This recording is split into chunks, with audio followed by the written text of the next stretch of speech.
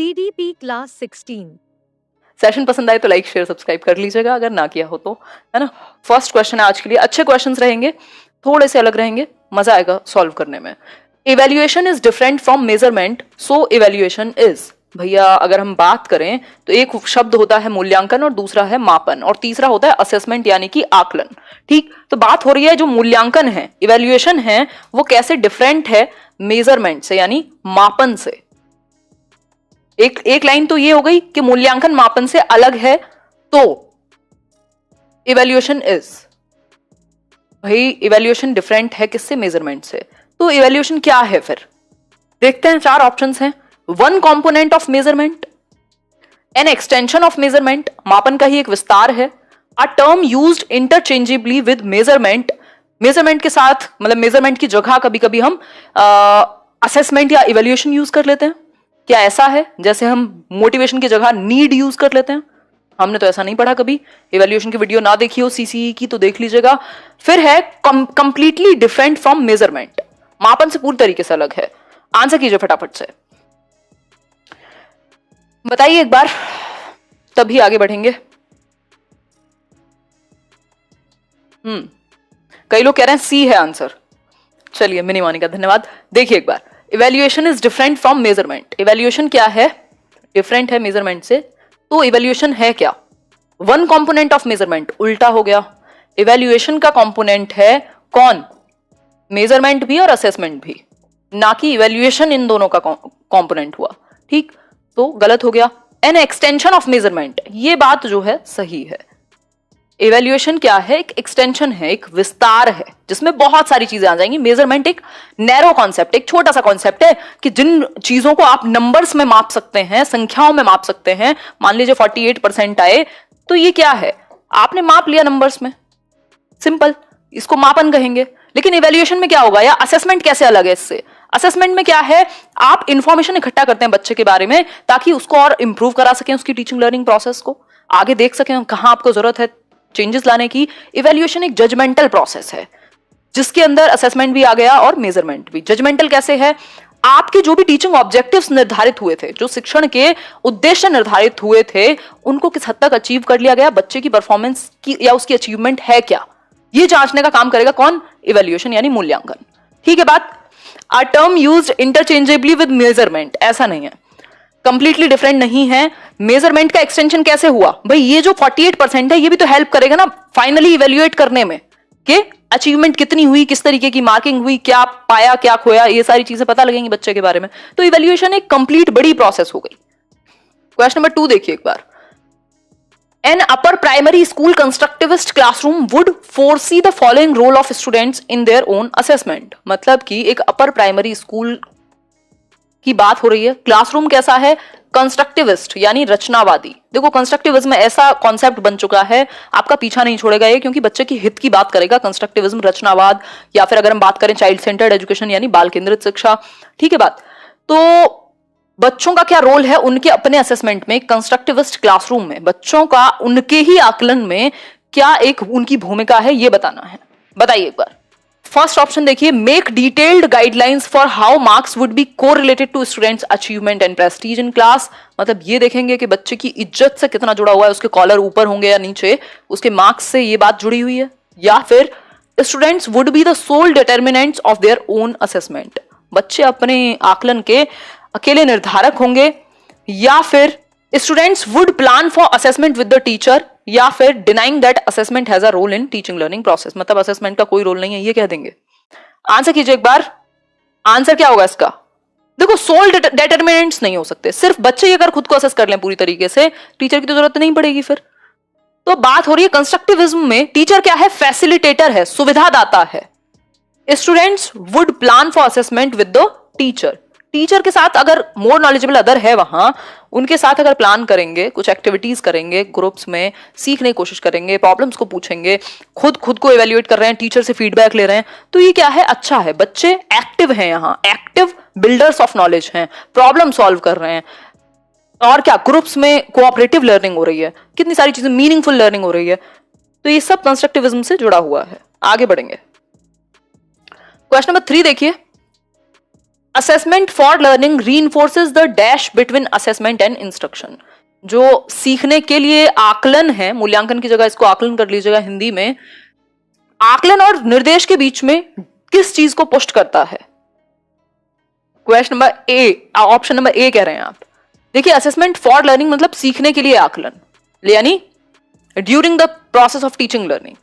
तो ये असेसमेंट और इंस्ट्रक्शन जो पढ़ाया गया है उन दोनों के बीच में कनेक्शन बनाने का काम करता है। संबंध बनेगा कि आप सीख कैसे रहे हैं, जो सिखाया जा रहा है और उसके बाद जो जाना जा रहा है दौरान भी, उससे पता चलेगा कि जो इंस्ट्रक्शन दी जा रही है और जो इवैल्यूएट किया जा रहा है आपको, उन दोनों के बीच में कुछ संबंध भी है कि नहीं।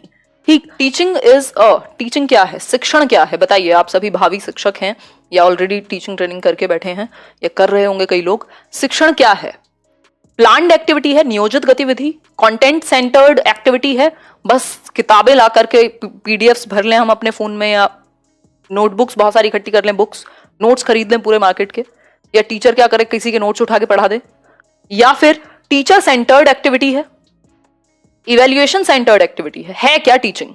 देखिए आंसर क्या होगा इसका, प्लान्ड एक्टिविटी है। टीचिंग क्या है? प्लान्ड एक्टिविटी है।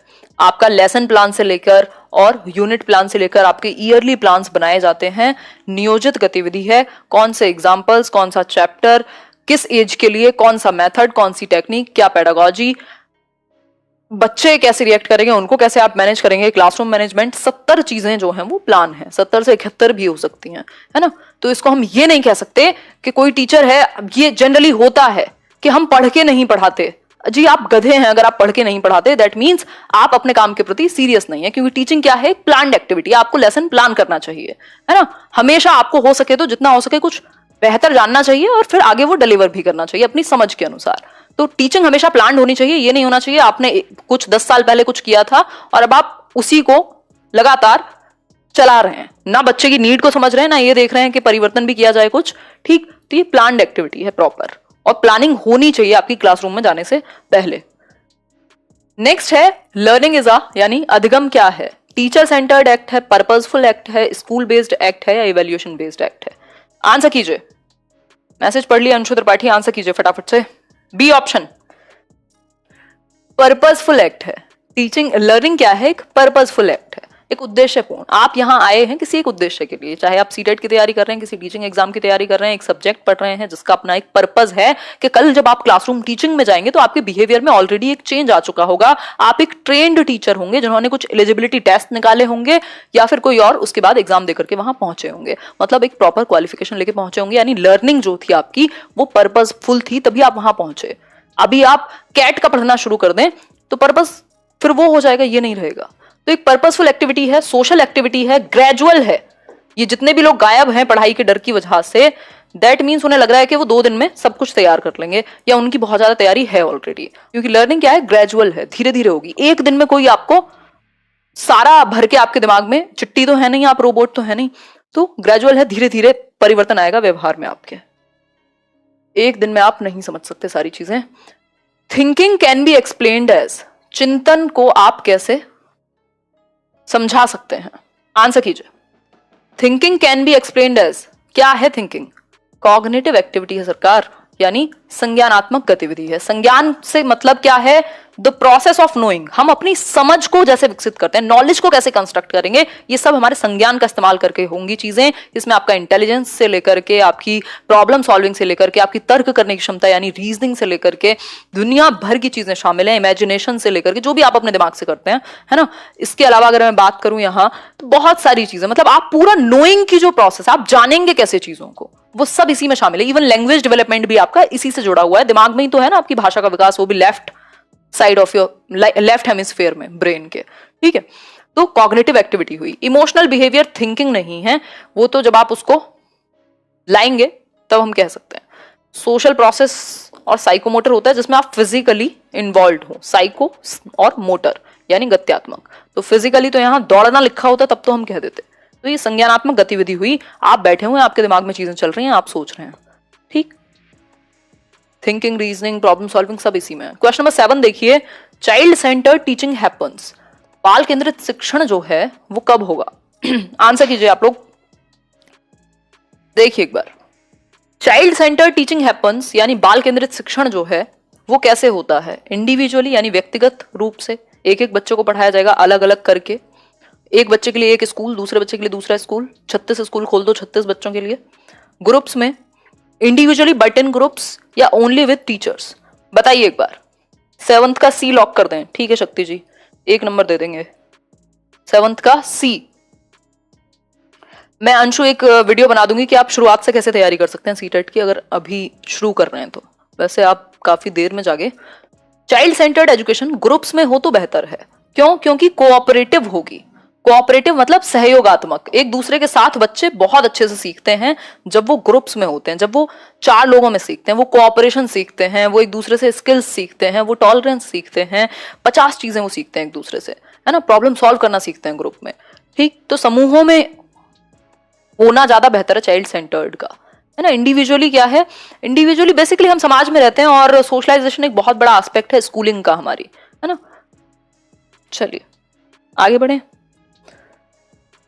तो सिर्फ टीचर्स के साथ भी नहीं कह सकते, बेसिकली जहां बच्चा सेंटर में, जहां बच्चों को गतिविधि करने दी जा रही है, वहां चाइल्ड सेंटर्ड एजुकेशन लागू हो जाएगी। इसलिए उन चारों ऑप्शंस में वही बेहतर था। क्वेश्चन नंबर 8 देखिए एक बार। Which one of the following would be the most effective way to identify a creative child? एक सृजनात्मक बच्चा, एक रचनात्मक बच्चा जो है, उसको पहचानने का कौन सा तरीका सही है? बताइए एक बार। चलिए डी कह रहे हैं आप। अगर आपको देखना है बच्चा क्रिएटिव है, कुछ नया सोच पाता है कि नहीं, प्रॉब्लम्स को नए तरीके से सोच पाता है कि नहीं, out of the box thinking है कि नहीं, डाइवर्जेंट थिंकिंग, अब सारी सोच है कि नहीं, ओरिजिनलिटी है कि नहीं, ब्रेनस्टॉर्मिंग है कि नहीं, लेटरल थिंकिंग है कि नहीं, है ना। तो आपको ऑब्जर्व करना पड़ेगा बच्चों को अच्छे से, जब वो एक्टिविटीज करता है, जब वो प्रॉब्लम सॉल्व करता है क्लासरूम में, जो भी करे। ठीक, तो आपको ये देखना होगा जब वो प्रॉब्लम सॉल्व करता है तो उसकी अप्रोच क्या है, बाकियों से अलग है क्या, कुछ नया सोच पाता है, कुछ डिफरेंट होते हैं उसके सॉल्यूशंस। अगर होते हैं तो बिल्कुल हो सकता है क्रिएटिव हो, है ना। आगे बढ़ते हैं। अब आप कहेंगे बाकी क्यों नहीं है? सिर्फ पीयर्स में कैसे, टीम में कैसे वो रिप्लाई करता है, उससे आप उसका सोशलाइजेशन या बिहेवियर तो चेक कर लेंगे, बट क्रिएटिविटी नहीं पता लगा पाएंगे। सिर्फ टेस्ट से क्रिएटिविटी नहीं पता लगा सकते, गिविंग ऑब्जेक्टिव टाइप टेस्ट से तो बिल्कुल भी नहीं लगा सकते, क्योंकि इसमें से एक ऑप्शन चूज करना होगा, नया क्या बनेगा। अगर कोई आप क्रिएटिव भी है मान लीजिए बहुत ज्यादा, तो ऐसा थोड़ी 5वां ऑप्शन बना देंगे आप पेपर में। ठीक, तो ऑब्जेक्टिव टाइप से तो चलेगा नहीं। देखिए एक बार। A teacher can effectively respond to the needs of children from disadvantaged sections. मतलब कि जो एक शिक्षक हैं वो बेहतर तरीके से वंचित वर्ग की जरूरतों को प्रभावी ढंग से कैसे डील करें। आंसर कीजिए फटाफट से। पहला ऑप्शन है telling the other children to cooperate with the disadvantaged children and help them learn the ways of the school. आप कहेंगे दूसरे बच्चों को बच्चों के साथ करो कोऑपरेट। देखो वंचित समूह कौन है? वंचित वर्ग वो है जो फर्स्ट जनरेशन लर्नर है, जिसकी पहली पीढ़ी या किसी भी पीढ़ी ने पढ़ाई नहीं की आज तक, है ना। या फिर कोई ऐसे वर्ग से आता है, आर्थिक रूप से, सामाजिक रूप से पिछड़े वर्ग से, जहां उनको मौका नहीं मिल पा रहा किसी भी एक वजह से, है ना। एडमिशन ही नहीं कराया 5 साल तक भी, सॉरी आगे तक भी, 5 साल में तो फर्स्ट क्लास में आएगा ही, ठीक। तो मौका नहीं मिल पाया किसी भी वजह से, वो वंचित है, चाहे वो सामाजिक हो, मानसिक हो, आर्थिक हो, हाशिए पर है किसी भी वजह से। Reflecting on the school system and herself about various ways in which biases and stereotypes surface. ensuring that the children do not get a chance to interact with each other to minimize the chances of their being bullied। मैं अभी ये chance को dance पढ़ने वाली थी। देखिए एक बार, ये आपको ही पढ़ के समझना है। Sensitizing the disadvantaged children to the norms and structures of schools so that they can comply with those। बहुत ज्यादा एक्सप्लेनेशन मैं अभी भी नहीं दे रही हूँ क्योंकि मेरे हेडेक बहुत अच्छे वाला है और स्क्रीन पर देख के तो होता ही है। आंसर कीजिए। धन्यवाद सुरेंद्र जी। पहला ऑप्शन है यहां। देखो दूसरे बच्चों को आप कोऑपरेट करने को तो कहेंगे, लेकिन ये नहीं है कि उनको स्कूल के तौर तरीके सिखा दो, इसका मतलब बुली करेंगे फिर बाकी बच्चे। यहां तक की बात तो ठीक थी। तो टीचर बेहतर तरीके से कैसे डील करे डिसएडवांटेज्ड सेक्शन से, टीचर को करना होगा रिफ्लेक्ट, चिंतन करना होगा, देखना होगा प्रकाश डाल करके स्कूल सिस्टम पे और अपने बहुत सारे तरीकों पर, जहां स्टीरियोटाइप और बायसेस हैं, जहां आप भेदभाव करते हैं। कोई ऐसा एग्जाम्पल तो यूज नहीं कर रहे आप जिससे उस बच्चे को ठेस पहुंच रही हो, आप उसे किसी भी तरीके से कुछ लेबल तो नहीं लगा रहे उसके ऊपर। तो ये आपको अपने बिहेवियर में और स्कूल के सिस्टम में चेक करना पड़ेगा और इसके लिए आपको रिफ्लेक्ट करना पड़ेगा ताकि बच्चा नॉर्मली सीख सके, कंफर्टेबल हो माहौल, ठीक है, डर का या भय का माहौल ना हो सीखते समय। ये इंपॉर्टेंट है। अगर आप कंफर्टेबल नहीं होंगे दैट मीन्स आप प्रॉब्लम में आ जाएंगे। research has pointed out that several levels of discrimination exist in the schools. भाई ये बहुत सारी रिसर्च ने, शोध ने बताया है कि स्कूलों में भेदभाव के कई स्तर मौजूद हैं. भेदभाव सिर्फ लड़के और लड़की में नहीं है, आर्थिक सामाजिक 50 तरह की चीजों में है. Which of these is not an example of discrimination at upper primary level? कौन सा एक जो है वो एग्जाम्पल नहीं है? ध्यान से पढ़िएगा, नॉट लिखा है क्वेश्चन में, नॉट लीस्ट एक्सेप्ट लिखा हो तो हम डबल ध्यान से पढ़ते हैं. 3 इडियट की याद आ जाती है हमें कान खड़े करके. Many teachers use only lecture method to teach. Dalit children are made to sit separated during midday meals.